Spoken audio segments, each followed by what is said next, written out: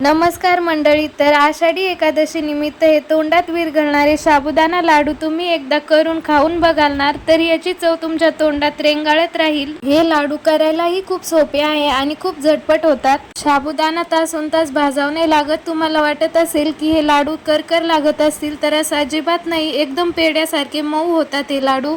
तर चला रेसिपीला सुरुवात करूया। मी इथे साबुदाण्याचे लाडू बनवण्यासाठी 1 वाटी साबुदाणा घेतलेला आहे। हा साबुदाणा आपल्याला गॅसच्या कमी आचेवरती 10 ते 15 मिनिटं व्यवस्थित भाजून घ्यायचा आहे। साबुदाणा भाजायला जास्त घाई करायची नाहीये। साबुदाणा जर व्यवस्थित फुलेपर्यंत भाजू दिला नाही तर आपले लाडू करकर लागू शकतात। त्यामुळे साबुदाणा व्यवस्थित गॅसच्या मीडियम फ्लेमवरतीच भाजून घ्यायचा आहे। तसंच आपल्याला साबुदाणा जास्त लाल होईपर्यंत किंवा काळा होईपर्यंत भाजू द्यायचा नाहीये, नाहीतर पूर्ण लाडूचा कलर चेंज होऊन जाईल। सुरुवातीला 10 ते 15 मिनिटं लो फ्लेमवरती भाजल्यानंतर गॅसची थोडीशी फ्लेम वाढवायची। यामुळे साबुदाणा व्यवस्थित फुलतो। साबुदाणा व्यवस्थित फुलला की त्याचा आवाज येतो। साबुदाणा तडतडायला लागतो तेव्हा असं समजायचं की आपला साबुदाणा व्यवस्थित भाजलेला आहे। तुम्ही बघू शकता इथे आपला साबुदाणा व्यवस्थित फुललेला आहे आणि थोडासा कलर बदललेला आहे साबुदाण्याचा। साबुदाणा पूर्ण थंड होऊ द्यायचा आणि मिक्सरमध्ये त्याची बारीक पावडर करायची आहे। अशा प्रकारे तुम्ही बघू शकता किती बारीक पावडर झालेली आहे साबुदाण्याची। आता हा साबुदाणा आपल्याला कढईमध्ये काढून घ्यायचा आहे। आता यामध्ये आपल्याला अर्धी वाटी काजू घालायचे आहे। काजूमुळे खूप छान टेस्ट येते लाडूला। आणि आता याची शक्य होईल तितकी बारीक पावडर करून घ्यायची आहे। ती पावडर पण आपल्याला खाली साबुदाण्याच्या पावडरमध्ये मिक्स करून घ्यायची आहे। आणि ह्या लाडूची अजून टेस्ट वाढवण्यासाठी आपल्याला 1 वाटी डेसिकेटेड कोकोनट मिक्सरमध्ये थोडंसं फिरवून घ्यायचं आहे। मिक्सरमध्ये बारीक केल्यानंतर ते सुद्धा मी यामध्ये टाकलेलं आहे। त्यानंतर मी 1 वाटी साखर घेतलेली आहे आणि ती सुद्धा मिक्सरमध्ये फिरवून घेतली। साखर आपल्याला आत्ताच टाकायची नाहीये यामध्ये। त्यानंतर मी गॅसवरती कढई ठेवली, गॅसच्या मीडियम फ्लेमवरतीच। गॅसची फ्लेम आपल्याला अजिबात वाढवायची नाहीये। त्यानंतर मी अर्धी वाटी साजूक तूप घेतलेलं आहे, बिना वितळलेलं।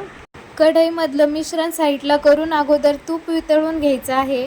तुम्ही बघू शकता इथे आपलं तूप वितळलेलं आहे। आता आपल्याला सर्व मिश्रण तुपामध्ये मिक्स करून घ्यायचं आहे। अशा प्रकारे गॅसच्या मीडियम फ्लेमवरतीच 5 ते 6 मिनिटं भाजून घ्यायचं आहे। गॅसची फ्लेम अजिबात वाढवायची नाहीये, कारण यामध्ये डेसिकेटेड कोकोनट टाकलेलं आहे आणि ते जळू शकतं। त्यामुळे लाडूचा कलरही चेंज होऊ शकतो। 5 ते 6 मिनिटांनंतर इथे आपलं मिश्रण व्यवस्थित भाजलेलं आहे। गॅसवरतून कढई खाली उतरायची। मिश्रण थोडंसं थंड झालं की त्यामध्ये आपण पिठी साखर बनवलेली होती ती टाकायची आणि आता हे व्यवस्थित मिक्स करून घ्यायचं आहे।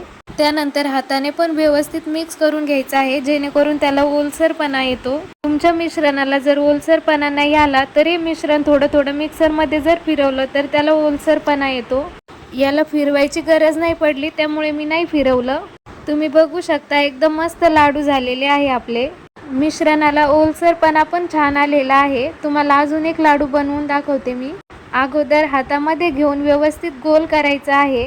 त्यानंतर लाडूला हातावरती खेळवायचा आहे, जेणेकरून आपला लाडू मस्त गोल गरगरीत होईल। त्यानंतर मी सर्व लाडू व्यवस्थित बांधून घेतले। एक छोटीशी विनंती आहे माझी, चॅनलवरती जर नवीन असाल तर चॅनलला सबस्क्राईब करा। अशा प्रकारे जर लाडू बनवले तर तुम्ही हे लाडू 8 ते 10 दिवस खाऊ शकता। टेस्टला पण खूप छान लागतात हे लाडू। तुम्ही हे लाडू आषाढी एकादशीला किंवा नवरात्रामध्ये सुद्धा करू शकता। अगदी शेवटचा लाडू होईपर्यंत मिश्रण ओलसर राहिलेलं होतं। तर इथे माझे सर्व लाडू बांधून झालेले आहे। लाडू दिसायला पण खूप छान झाले होते आणि टेस्टला पण खूप छान झाले होते। तर तुम्ही सुद्धा अशा प्रकारे लाडू बनवून बघा। रेसिपी जर आवडली असेल तर व्हिडिओला लाईक करा, शेअर करा आणि चॅनलला सबस्क्राईब करा। Bye bye.